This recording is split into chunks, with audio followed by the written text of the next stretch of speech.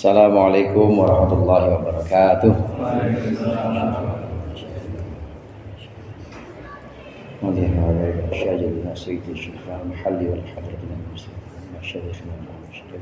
Al-Fatihah. Bismillahirrahmanirrahim. Alhamdulillahirabbil alamin.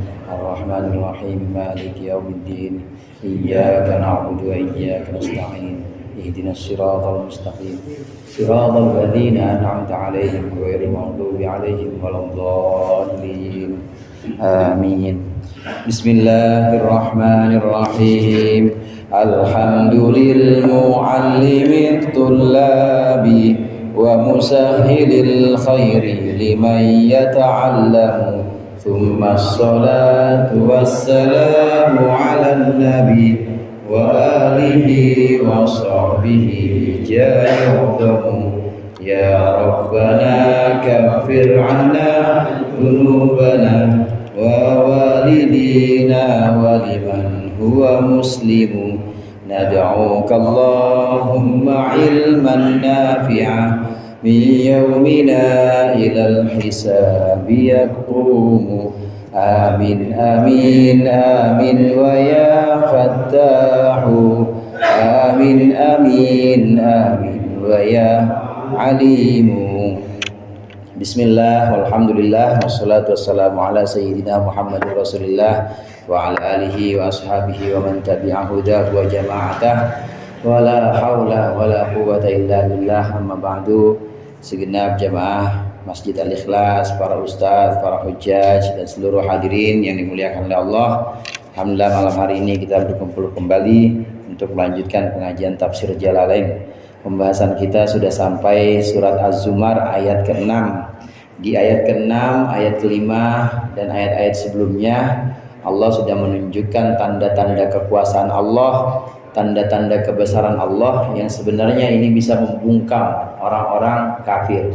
Saya katakan orang-orang kafir di sini karena memang khitabnya atau arah pembicaranya ini ayat adalah untuk orang-orang kafir Mekah. Di antaranya yukawwirul laila 'alan nahar wa yukawwirun nahar 'alal lail. Bahwasannya Allah lah yang memasukkan siang ke dalam malam, memasukkan malam ke dalam siang. Itu penciptaan langit dan bumi serta pergantian malam dan siang. Itu tanda kekuasaan Allah yang besar. Penciptaan-penciptaan yang sungguh-sungguh besar dan nggak ada di antara kita manusia yang bisa menghentikan itu. Coba berhentiin besok jangan ada siang gitu misalnya. Malam aja malam, nggak ada yang bisa. Atau nanti besok udah siang aja terus siang, jangan ada malam, nggak ada yang bisa itu. Itu sudah merupakan tanda-tanda kebesaran Allah yang besar-besar, yang agung-agung seperti penciptaan langit dan bumi, pergantian siang dan malam. Demikian juga yang ada di dalam diri kita sendiri, yaitu penciptaan kita dari seorang, penciptaan kita dari seorang, yaitu dari Nabi Adam. Kemudian dari Nabi Adam diambilkan yaitu Hawa, diambilkan Siti Hawa sebagai pasangannya. Jadi dari satu-satu juga, dari satu kemudian muncullah keturunan-keturunan yang disebut dengan manusia. Makanya kadang-kadang manusia disebut dengan Bani Adam. Itu juga diajak oleh Allah merenung bahwasannya penciptaan kita itu setelah pada masa-masa berikutnya, walaupun asalnya dari Nabi Adam kemudian dari Nabi Adam diambilkan oleh Allah Hawa, baru di situ turun ada muncul keturunan-keturunannya atau dzurriyyah. Nah setelah masa berikutnya nggak begitu lagi, nggak ada istri kita diambil dari kita, nggak ada, pasti diambilnya dari orang kampung lain ya, atau orang mana deh pokoknya. Nggak mungkin diambil dari diri kita, pasti dari pasangan kita, itu pasti dari orang lain. Namun yang dijelaskan dalam ayat 6 kemarin itu bahwasannya Allah menciptakan kita dalam perut rahim atau dalam perut ibu kita dalam 3 kegelapan. 3 kegelapan ini yang ulama-ulama menyebutkan yang pertama yaitu kegelapan perut itu sendiri. Perut itu udah gelap. Nggak ada neonnya, kagak ada, ya bohlam juga nggak ada, gelap. Lapisan perut itu sendiri.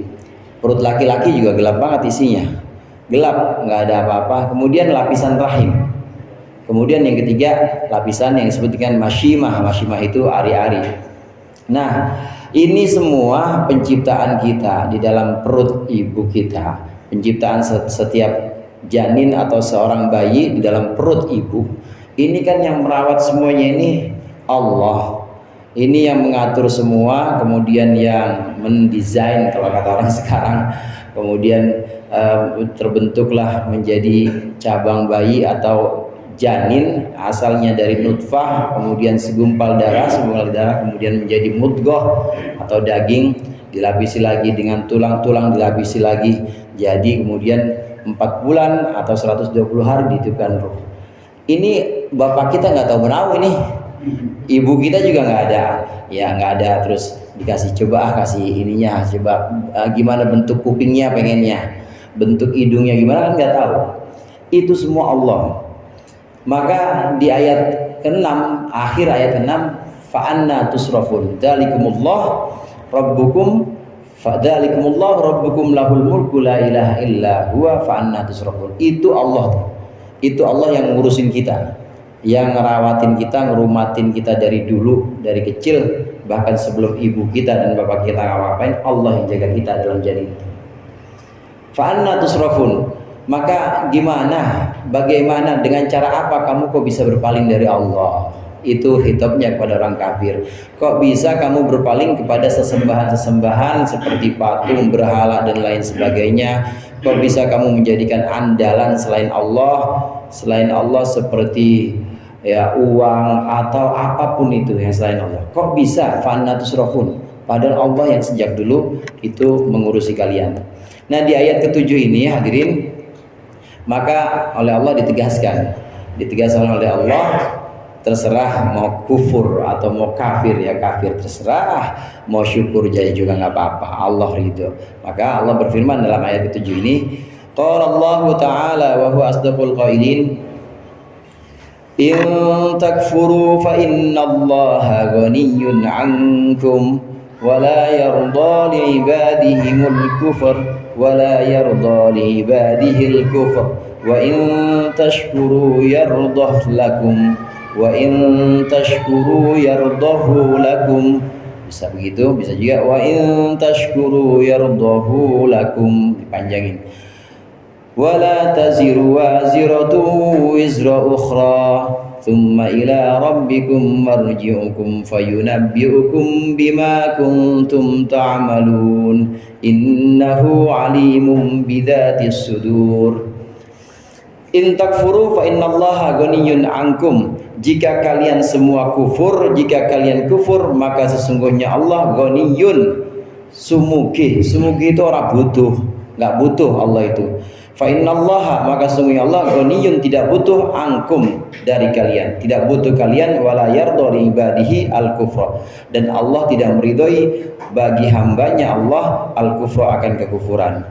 Wa in aradahu min ba'dihim, dan meskipun Allah menghendaki min ba'dihim, pada sebagian ibad, pada sebagian hamba-hambanya. Wa in tashkuru, dan jika kalian bersyukur Allah kepada Allah, fatu'minu, lalu kalian beriman, yardah lakum, boleh yardah, boleh yardahu, yardah lakum atau yardahu lakum, maka Allah ridho kepada kalian.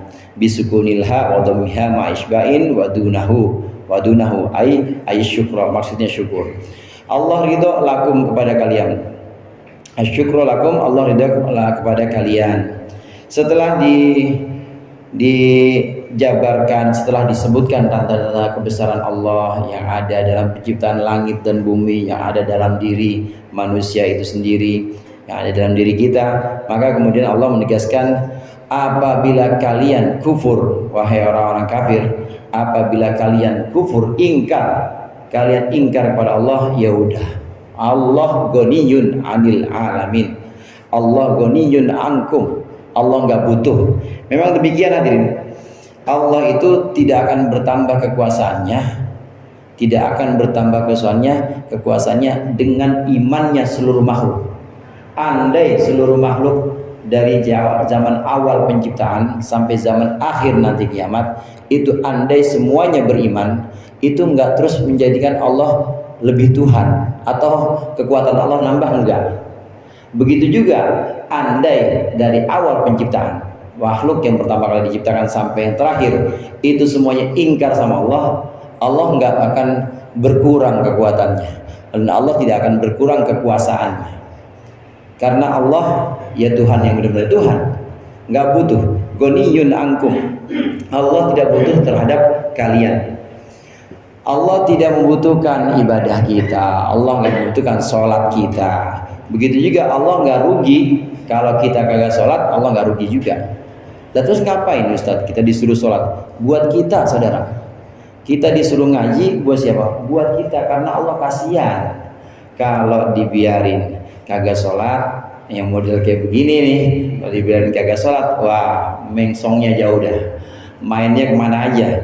Kalau dibiarin gak ngaji yang kayak begini, maka lebih banyak kebujuk oleh keinginan-keinginan yang sifatnya rendah. Kadang-kadang keinginan rendah itu disebut dengan hawa nafsu. Keinginan rendah itu nggak jauh beda hadirin dengan keinginan binatang. Karena memang hakikatnya kita itu kan mirip-mirip dengan binatang. Yang bedanya kita dikasih akal aja. Selebihnya sama. Selain akal sama semuanya. Ya makan, binatang makan, kawin juga kita. Terus marah juga, binatang ada marah. Demen juga, mirip, tidur juga mirip dengan binatang. Yang bedain kita adalah akal. Allah kasihan pada kita kalau nggak dikasih rambu-rambu, kalau tidak diberikan aturan-aturan syariat, dibiarkan aja begitu, maka jadinya mirip kayak binatang. Nauzubillah. Makanya disediakan aturan-aturan syariat atau rambu-rambu yang ini kembalinya buat kita, bukan buat Allah. Sekali lagi, Allah ghaniyun ankum. Allah itu tidak butuh ibadah kita, dan Allah tidak rugi kalau kita nggak ibadah. Wala yardon ibadul kufur, Allah nggak ridho kalau ada hambanya itu yang kufur. Allah tidak meridhoi, Allah tidak rela, tidak suka, tidak senang kalau ada hambanya yang kufur. Jadi di sini ditegaskan oleh Allah, ya udah kalau kalian kufur silahkan. Allah juga nggak butuh disembah sama kalian, kata Allah kepada orang kafir itu. Tapi ketahuilah, sesungguhnya Allah itu murka, atau sesungguhnya Allah itu tidak ridho, Allah itu nggak senang kalau kalian kufur. Bukan karena kekuasaan Allah berkurang, bukan, tapi Allah nggak senang karena kalian akan mengalami akibatnya sendiri. Kayak begini Bapak, ada orang tua misalnya, ada orang tua udah diarahin anaknya udah dikasih tahu, ya toh ini kalau mau kawin nih, Bapak ada nih anaknya teman Bapak nih, ini anaknya cakep, udah gitu baik, insya Allah solehah, turunannya juga bagus. Kagak mau ini anak dijodohin, gak mau dikenalin, gak mau, dia mau nyari sendiri, dan itu jauh beda dan jauh sekali dengan yang disediakan oleh bapaknya. Padahal udah diarahin nih, ada nih jodoh lu nih, ada temennya, anaknya teman bapak, tapi dia agak mau, ogah Pak, pokoknya bapak mau ngapain juga saya nggak bakal mau, saya mau cari sendiri. Oh ya udah lu kan udah gede gitu ya. Tapi ternyata ini nggak, orang tuanya ini nggak ridho. Kenapa nggak ridho?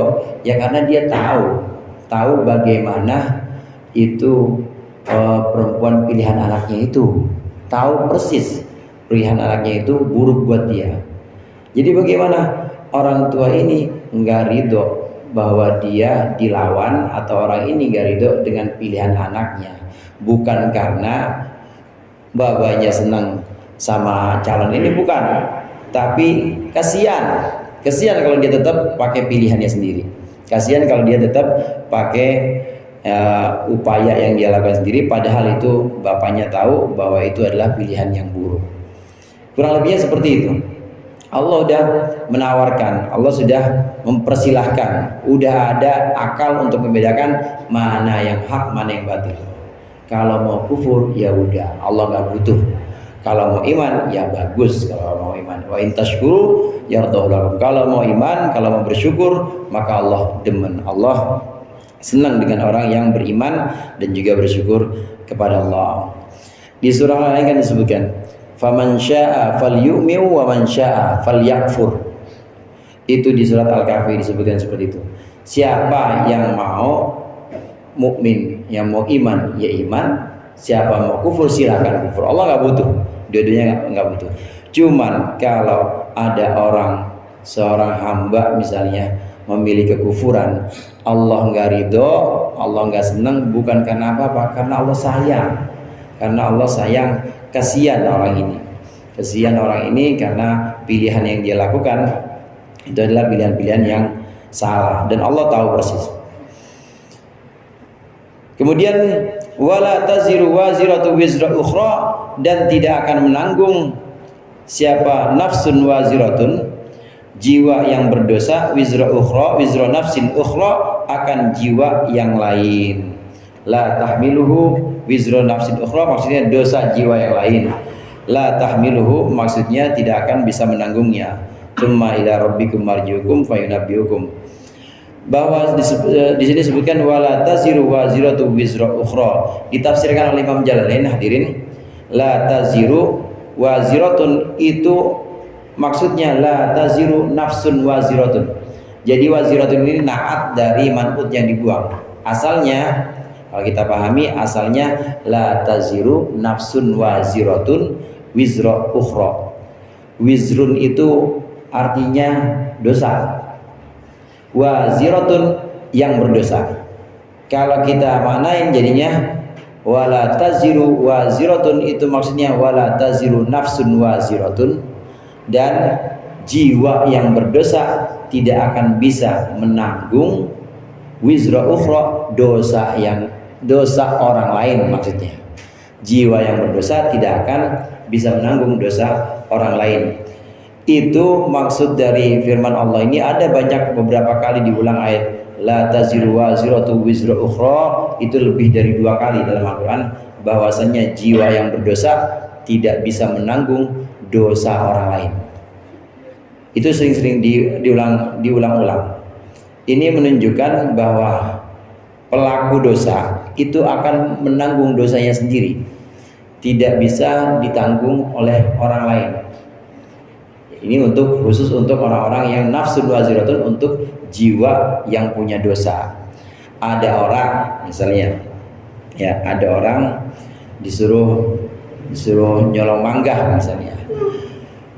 Itu bang, ambil itu mangga. Jangan lah, aku dulu bilang dulu, ambil aja, nyolong dong gue. Ya pokoknya ambil aja, diambil. Ini dosanya, dosa yang ambil, bukan dosa yang nyuruh. Tetap dosa yang ngambil. Jadi nggak bisa terus lu bang yang nyuruh gue, jadi yang dosa gue harusnya ke lu, nggak bisa. Tetap itu adalah dosa yang ngambil. La taziru waziratu wizra ukhra, orang yang berdosa, jiwa yang berdosa itu tidak akan bisa menanggung dosa yang lain. Artinya nanti di akhirat yang nyuruh itu nggak akan mikulin dosanya orang yang nyolong ini. Tetap masing-masing punya dosa. Cuma bedanya hadirin, yang nyuruh ini punya dosa juga. Dosanya itu dosa nyuruh, bukan dosa nyolong. Jadi dosa nyolong tetap dosa orang yang ngambil mangga tadi. Yang nyuruh punya dosanya itu dosa nyuruh nyolong mangga.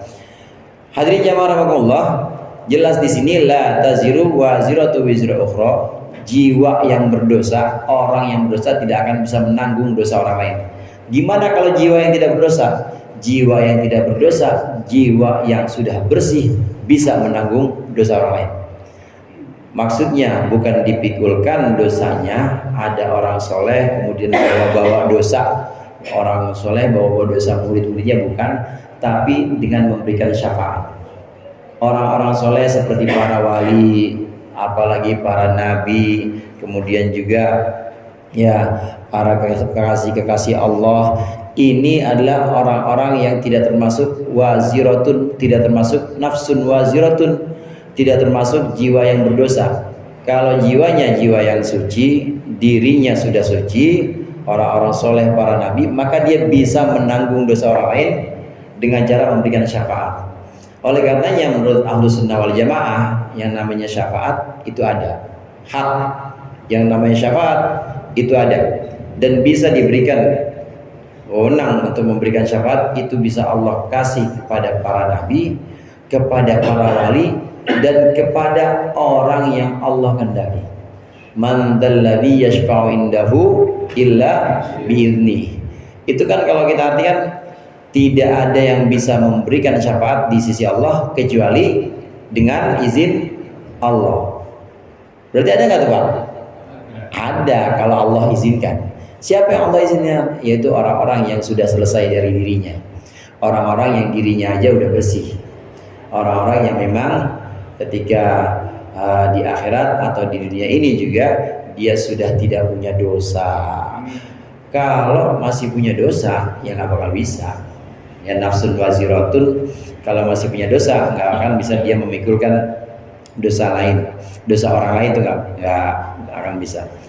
Dari sini bisa kita ambil dua pengertian. Pengertian yang pertama tadi, bahwasannya kalau diri atau orangnya adalah orang soleh, bersih, sudah dosanya sudah Allah hapuskan, maka bisa nanggung. Para wali, orang-orang tua kita dulu, guru-guru itu bisa nanggung, bisa kasih syafaat, yakin dah, bisa kasih syafaat. Yang nggak percaya syafaat ya biarin aja. Yang nggak percaya syafaat tuh nggak bakal dapet, karena dia sendiri kagak percaya syafaat. Ya orang ini, orang nggak percaya kalau ada apa karcis misalnya, ya dia karcis nih lu masuk nih, nggak ada itu yang namanya gratisan begitu mah, voucher itu nggak dapet. Orang nggak percaya malah gimana mau dikasih. Nah ini yang mendapatkan syafaat itu orang-orang yang memang percaya pada syafaat. Kita termasuk dalamnya Ahlussunnah wal Jamaah. Insya Allah itu pasti dapat syafaat dari orang-orang soleh. Amin ya rabbal alamin. Yang kedua yang bisa kita ambil di sini, bahwasannya jiwa yang waziratun, nafsun waziratun, jiwa yang ada dosanya, yang masih berdosa, ini tidak akan bisa menanggung dosa orang lain.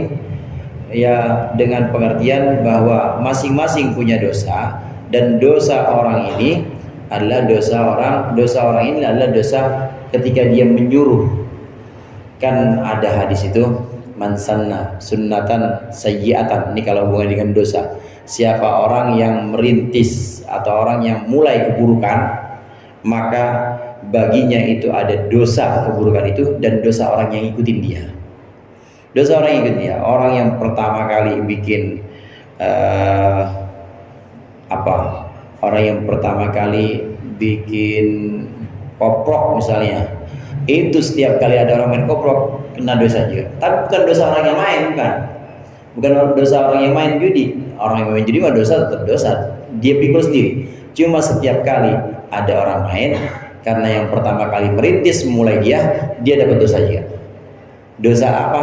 Dosanya yaitu dosa menunjukkan atau memberitahu orang atau ngajarin orang keburukan. Di hadis lain juga Rasulullah bilang, tidak ada satupun pembunuhan dari anak Adam kecuali Qabil mendapat dosanya.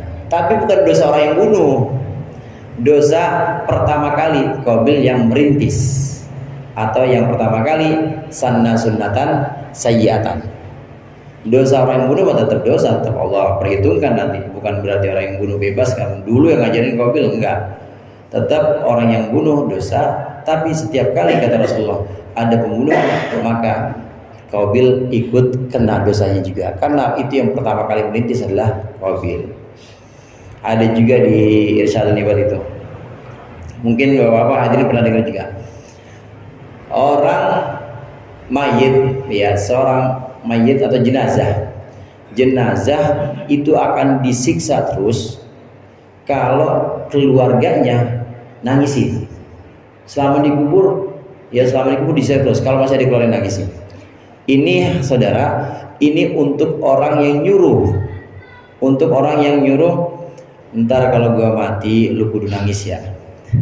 Kalau gua mati pokoknya pada mewek, kalau gua mati pokoknya jerit-jerit dah. Memang itu pada satu zaman itu pernah terjadi yang seperti itu. orang-orang yang pengen dilihat, ya, yang orang-orang yang pengen dinilai bahwa itu orang besar dan ditangisi banyak orang, itu sampai bela-belaan dibayar orang menangisin itu buat nangisin mayitnya. Ini pesen dia, kalau lu nanti kalau lu gak meninggal lu aku kudu nangis ya, pokoknya kudu sedih, kudu nangis biar kelihatan. Nah kalau yang begini baru selama dikubur disiksa. Kenapa? Karena dia yang nunjukin, dia yang nyuruh keburukan itu, yaitu nangisin jenazah. Karena nangisin jenazah namanya niyaha, meratapi jenazah itu termasuk haram hukumnya. Kalau meratapi jenazah dengan cara teriak-teriak, nangis nggak udah-udah gitu. Tapi kalau hanya sekedar sedih boleh. Malah kalau nggak sedih justru kadang-kadang makruh. Ya, bang lo bini meninggal kagak sedih amat lo. Seneng banget, makruh. Ya, itu keluarga bininya bisa malu. Keluarga bininya bisa malu, lo demen banget romannya. Bini lo meninggal, pengen cari yang baru kayaknya. Maka sedih itu, ada yang ulama yang mengatakan bahwa sedih itu justru sedih itu tidak haram. Kalau sedih aja boleh. Kalau sedih aja boleh, wajar dan diperbolehkan. Bahkan kalau nggak sedih makruh tadi ya saya bilang. Tapi kalau nangis, meratap, teriak-teriak itu haram. Nah kalau disuruh sama mayitnya nyuruh sebelum meninggal, atau dulu dia pernah nyuruh keluarganya, maka dia kena siksaan juga. Setiap ada yang nangis dia kena siksaan kalau nyuruh. Ini yang man sanna sunnatan sayyi'atan. Nah dari sini jelas bahwa la taziru waziratu wizra ukhra, itu maksudnya yang tidak bisa dipikul adalah dosanya masing-masing, tetap dosa adalah dosanya masing-masing. Nah adapun orang yang menyuruh itu tetap mendapatkan dosa, yaitu dosa dia menyuruh atau menunjukkan satu keburukan kepada orang lain. Tsumma ila rabbikum marji'ukum fayunabbi'ukum bima kuntum ta'malun. Maka kemudian hanya kepada Tuhanmu marji'ukum, tempat kembalimu.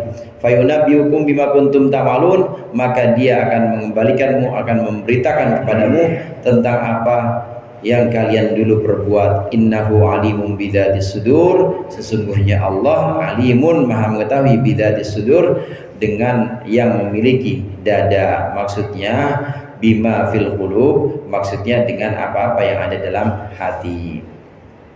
Apa-apa yang ada dalam hati itu Allah tahu. Niat kita atau hajiz yang tatarannya itu masih baru ini aja, khatir atau yang sudah bentuknya niat, bentuknya udah tekad, azam, itu Allah tahu. Walaupun belum kita ucapkan, Allah tahu. Yang dalam hati aja Allah tahu, apalagi yang sifatnya itu badan atau sudah terucap atau sudah dilakukan. Ini ditutup ayat ini untuk menyempurnakan yang tadi, bahwa amal perbuatan buruk itu tidak bisa ditanggung oleh orang siapapun. Masing-masing nanggung amal perbuatan buruknya masing-masing, dan Allah itu akan beritakan, Allah akan kabarkan semua tentang apa-apa yang kita lakukan di dunia ini, dan Allah maha mengetahui. Yang dalam hati aja Allah tahu, apalagi yang dilakukan atau yang sempat terucap.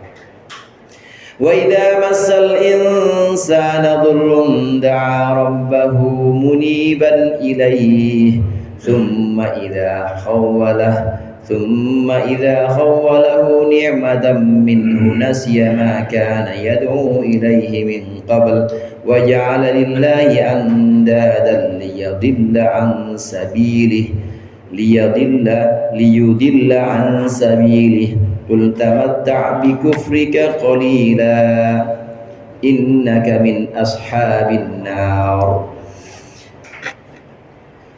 Wa idza massal insana ayil kafira, dan ketika menimpa terhadap orang-orang kafir, menimpa terhadap manusia, maksudnya orang kafir, apa durrun, suatu bahaya, suatu kesulitan, da'a rabbahu, maka orang kafir ini memohon atau berdoa Rabbahu kepada Tuhannya, tadarru'a maksudnya meratap dan merendah, muniban raji'an maksudnya kembali ilaihi kepada Allah, kepada Tuhannya. Tsumma idza khawwalahu nikmatan, kemudian ketika memberikan siapa Allah akan orang kafir nikmatan, satu nikmat, Allahu aman, Allah berikan sebagai pemberian nikmat minhu darinya, dari Allah, nasiya taraka maka dia meninggalkan, maka yad'u yaitu meninggalkan zat yang dulu pernah dia minta, ya tadarru maksudnya pernah merendah ilaihi kepadanya, min qablu dari sebelumnya, wa huwallahu maksudnya adalah Allah, fama fi maudhi iman, maka ma di sini ma-nya ma mausul, ada di posisi man. Wa ja'ala lillahi andada, dan dia menjadikan bagi Allah sekutu, syuraka maksudnya sekutu, liyadillah boleh, liyudillah boleh. Kalau dibaca liyadillah hingga mereka sesat, kalau liyudillah hingga mereka menyesatkan, ansabilihi dari jalannya Allah, dinil Islam maksudnya agama Islam. Nah, pada ayat berikut ini setelah tadi disebutkan bahwa orang-orang kafir, wahai orang-orang kafir, Allah nggak butuh kalian mau ingkar, ya Allah nggak butuh kalian. Kalau kalian mau iman, ya Allah ridho, dan Allah akan membalas iman kalian karena Allah demen pada iman kalian. Nah, kemudian di sini orang kafir ketika dalam kesulitan, ketika dia Allah berikan satu musibah, berhala-berhalanya itu diminta sama dia, selamatkan kami dalam ombak misalnya, atau di tengah lautan, di tengah ombak badai yang besar, berhala-berhalanya semuanya diminta untuk bisa menyelamatkan dia. Yang dia bawa saat dia berlayar nggak ada yang bisa menyelamatkan dia, dibuang semua itu di lautan, dibuang semua. Nah, ketika itu muncullah nama satu, yaitu Allah. Ya Allah, ya Allah, udah nggak ada lagi yang bisa nyelamatin saya ya Allah, cuma Engkau ya Allah. Udah panggil, dia hanya memanggil nama Allah, dan itu selamatkan. Dari sini hadirin, memang biasanya orang itu akan kembali kepada fitrahnya. Fitrah yang dimaksud di sini aslinya, akan kembali kepada asli kemanusiaannya.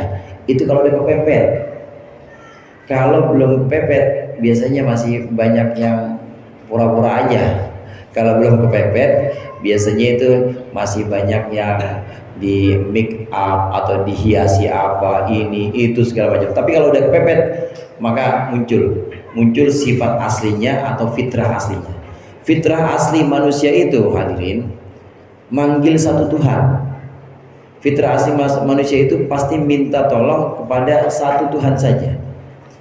Entah itu sebutannya siapa, tapi yang jelas hanya satu Tuhan saja. Oleh karenanya di surat Al-Ikhlas itu qul huwallahu ahad. Huwa itu kan dhamir ghaib. Qul huwallahu ahad. Katakanlah huwa dia. Allahu Allah, ahad yang maha esa, satu ahad. Tapi dia di sini pokoknya seorang yang meyakini bahwa dia itu cuma satu, itu adalah orang yang fitrahnya udah benar. Itu adalah fitrah yang selamat atau asli sifat kemanusiaan itu selamat. Orang-orang yang dalam keadaan sulit, sudah terjepit, kemudian memanggil nama Allah, maka kemudian Allah selamatkan. Ini orang kafir seperti ini. Allah selamatkan dalam kesulitan, dia panggil nama Allah, kemudian Allah selamatkan. Tapi ketika sudah Allah selamatkan, lupa lagi sama Allah dan menyembah lagi berhala-berhala. Mereka menjadikan berhala-berhala sebagai sekutunya Allah. Nah, yang demikian ini tidak akan bisa mendapat petunjuk Allah, makin sesat, karena dia butuh Allah kalau lagi pepet aja. Nanti begitu udah dikasih ke lapangan, dikasih selamat sama Allah, lupa lagi sama Allah. Yang ini makin sesat. Jadi waktu susah, giliran kena musibah ya banyak banget, deket banget sama Allah, atau mintanya hanya Allah aja. Begitu dikasih rezeki, begitu dia sihir lapangan, lupa sama Allah. Nah, ini sifat-sifat orang-orang kafir seperti ini. Yang seperti ini akan makin jauh dari petunjuk, makin jauh dari agama Islam. Qul tamatta' bi kufrika qalilan. Katakanlah ya Muhammad, tamatta' bi kufrika qalilan, bersenang-senanglah wahai engkau orang kafir bi kufrika, dengan kekufuranmu, qalilan, sebentar, baqiyata ajalika, di dalam sisa ajal atau sisa umurmu. Innaka min ashabin nar, sesungguhnya engkau termasuk penghuni neraka. Tamatta' bi kufrika qalilan, wahai orang kafir, ya udah senang-senang sebentar, dah enggak apa-apa. Senang-senang sebentar sini, hadirin, ini menunjukkan bahwa dunia itu untuk orang-orang kafir memang tamattu. Tamattu itu artinya tempat bersenang-senang. Dunia untuk orang-orang kafir itu memang tamattu, sesuatu yang sifatnya itu menyenangkan. Mata'ud dunia itu memang sesuatu yang sifatnya menyenangkan, menggembirakan orang-orang kafir. Makanya oleh Allah di sini Nabi Muhammad diperintahkan kul tamatta bi kufrika qalilan. Oh ya udah, kalau lupa lagi pada Allah, lupa lagi Allah yang menyelamatkan dia, ya udah silakan tetap dalam kekufuran kalian dan enak-enakan dalam kekufuran. Enak-enakan tamattu, bersenang-senang, namanya tamattu, silakan. Sifatnya memang dunia itu adalah kesenangan. Beda sama kita, saudara. Orang kafir kenapa disebutkan senang-senang? Karena sesaat dia merasa bebas kan. Disuruh ibadah enggak, terus ada aturan harus nikah, dia kagak. Pokoknya kumpul aja, kumpul sama kedua pokoknya.